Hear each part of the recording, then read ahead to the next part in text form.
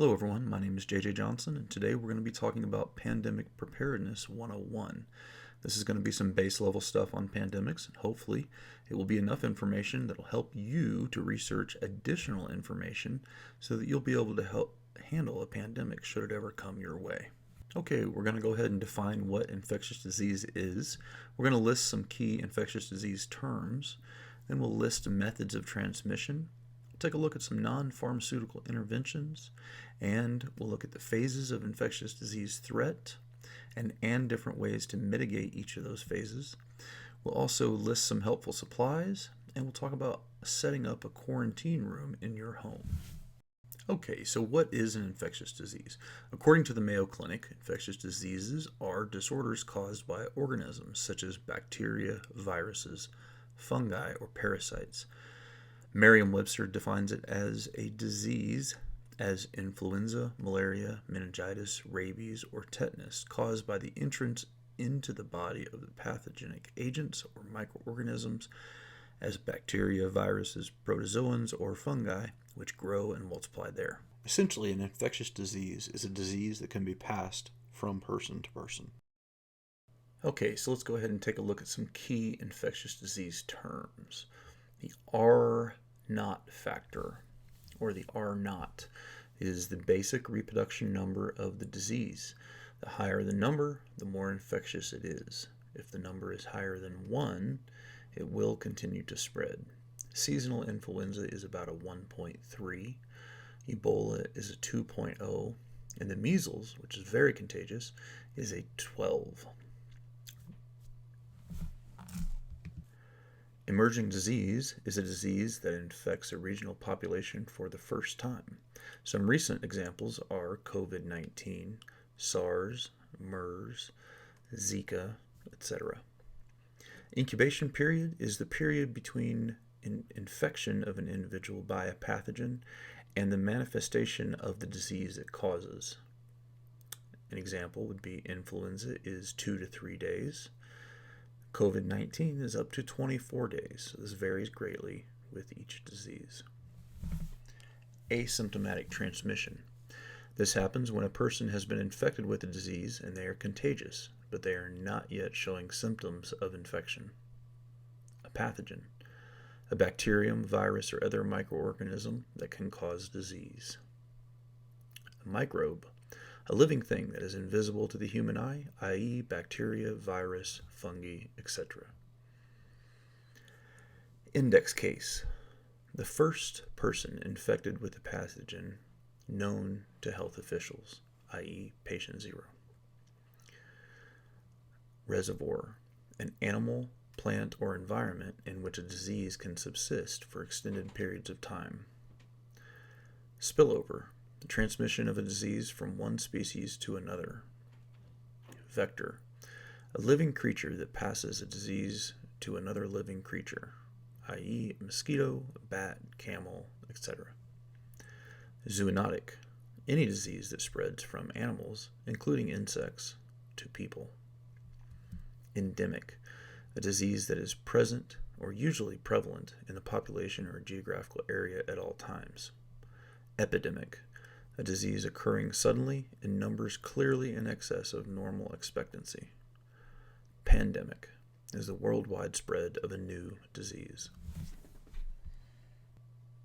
Alright, so there are 6 basic methods of disease transmission. We're going to take a look at those here real quick. The first one is direct contact. This is physical contact by 2 persons through touching, kissing, sexual intercourse, etc. The next is indirect contact.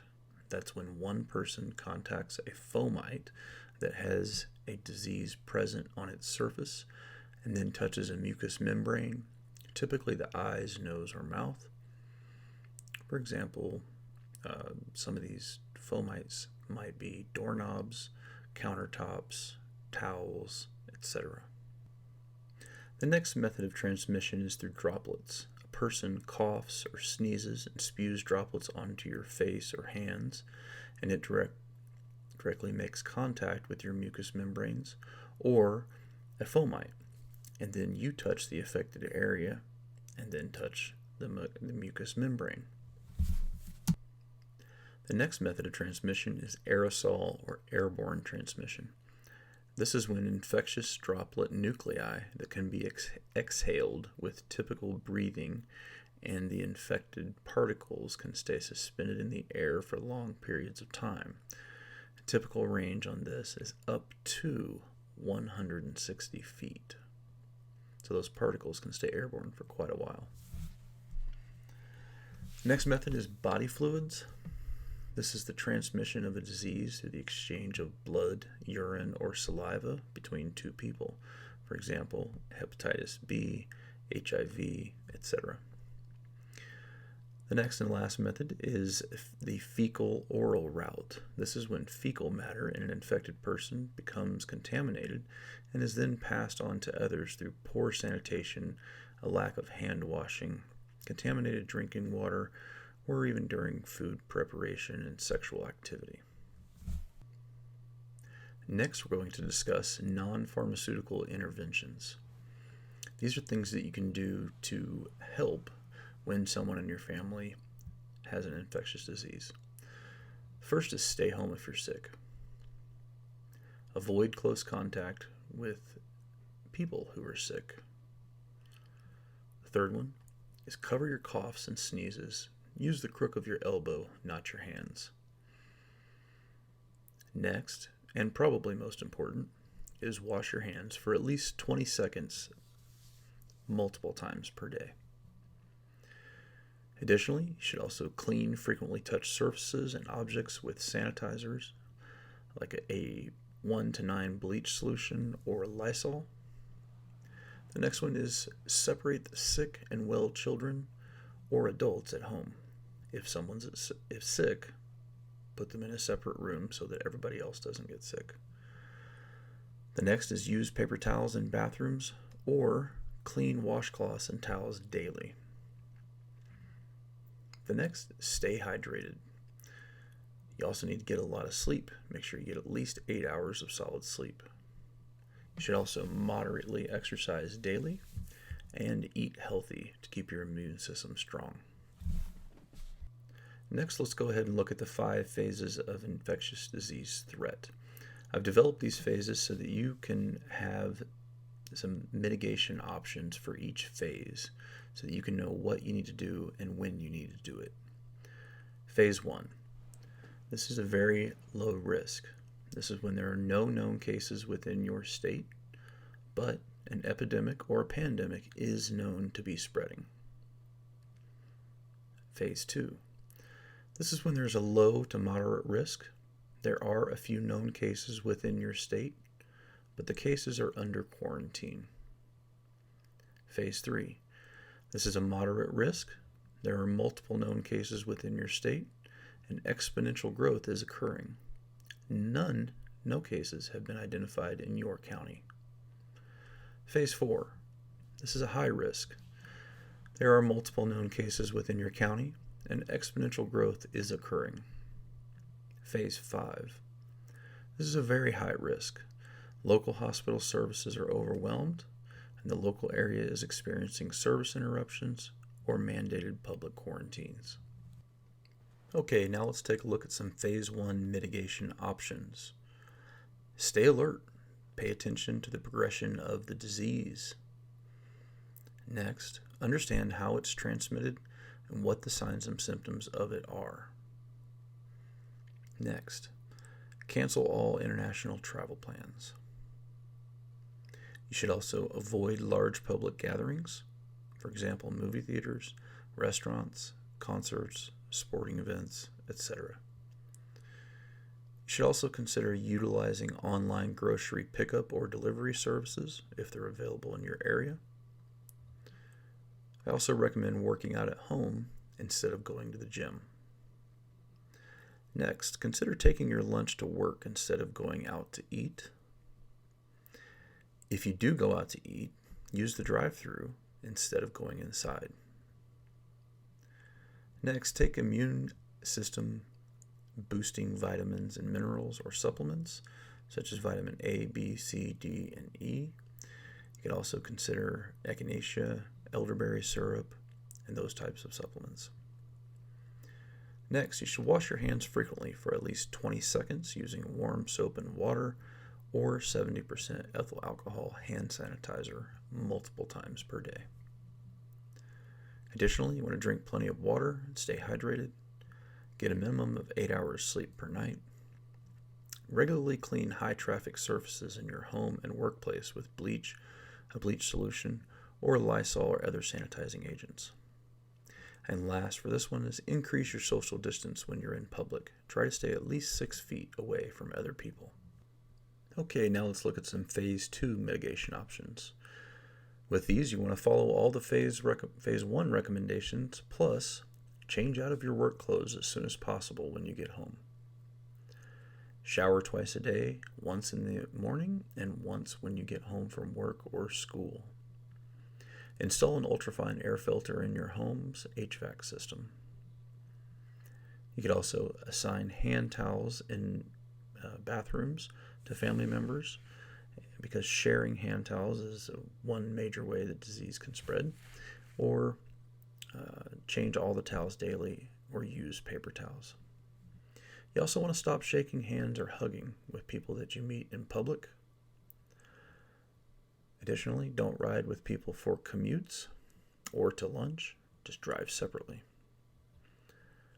Additionally, you can also utilize video teleconferencing or phone conferences in lieu of face-to-face conferences at work if possible. And take your family's temperature and blood oxygen levels at least once per day. You can do this with a pulse oximeter that can be purchased off of Amazon fairly cheaply. Okay, so let's take a look at some Phase 3 mitigation options. Follow all Phase 1 and 2 recommendations, plus ask your supervisor if you can telework or work from home if that's possible for your career. If telework is not an option, see if you can work an alternate shift when less people are at work. Additionally, you're going to want to wear a cheap surgical mask when in public spaces. This is an outward indicator to people that you want to keep your distance and a warning for people not to get too close. Additionally, clean your office spaces with Lysol or other sanitizing agents daily. Next, consider hiring a babysitter or a nanny to watch young children at your home during the day so that they do not have to go to daycare. Additionally, consider picking up school-aged children at school so they do not have to ride the school bus to and from school. Also, only eat food that is prepared at home. Don't go out to eat. Do not allow visitors in your home. Also, do not allow children to do any activities with other friends outside of school. And take family members' temperature and blood oxygen levels at least twice per day. All right, now let's take a look at some Phase 4 mitigation options. You're going to want to follow all Phase 1, 2, and 3 recommendations, plus petition the school board to cancel school. If they'll not do so, try to get them to require all students to wear a mask while at school as a minimum. You may also want to just consider removing your children from schools altogether if possible.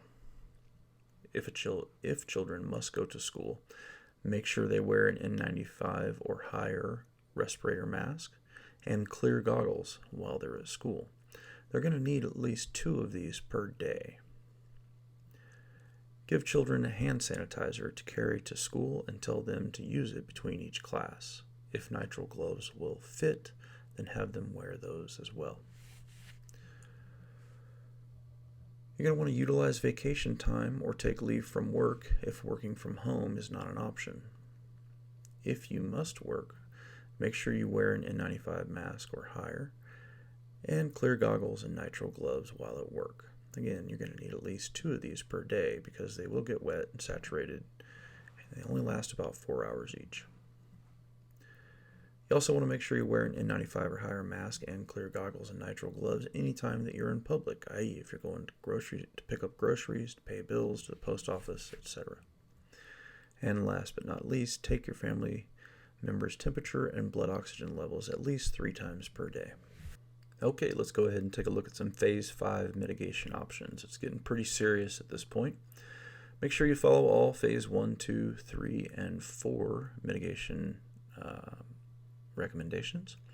Plus, take a leave of absence from work. It's time to stay home. Remove all children from school. And self-quarantine. Do not leave your home unless required for your survival. Take family members' temperature and blood oxygen levels every few hours while awake. Next, increase your daily sleep to 10 hours.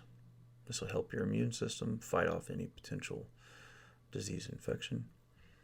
Additionally, expect possible civil unrest, increase your home security, and if you're in a highly populated area and you have a well-established, well-stocked bug-out location that's in a rural area, consider relocating the family to that location. All right, now we're going to go ahead and list some helpful supplies that may help you get through this ordeal. First thing is a thermometer. Next, a blood oxygen monitor or pulse oximeter. A stethoscope, so that you can listen to the heartbeat and the breathing of the potential patient in your family. And you may also want to get an automatic blood pressure cuff monitor, so that you can check the blood pressure if someone gets sick as well. Next is hand soap. I prefer Dial or Hibiclens antimicrobial soap. You also want to consider some 70% ethyl alcohol hand sanitizer. Next is nitrile gloves. You're going to also need some cheap surgical masks. Now, the surgical masks are for basically letting people know that you want to keep your social distance. And it's also a kind of a base level of protection. You're going to also need some N95 or higher respirators for a higher level of protection as well, in case someone gets sick in your home, or in case you have to go into public where there are sick people, like for example at a hospital. Additionally, you're going to want some clear face shields and goggles. With the goggles, you want to go ahead and have the top and side protection on those. You're also going to want to consider some UVC germicidal light bulbs, some plastic sheeting, some duct tape, vitamins, minerals, and supplements, over-the-counter medications to relieve pain, headaches, body aches, some Tyvek suits with hoods and booties, a full-face respirator and NBC or antiviral filters, some Lysol, bleach, and other sanitizing agents, and some disposable hand towels. All right, and last but not least, we're going to talk about setting up a quarantine room in your home.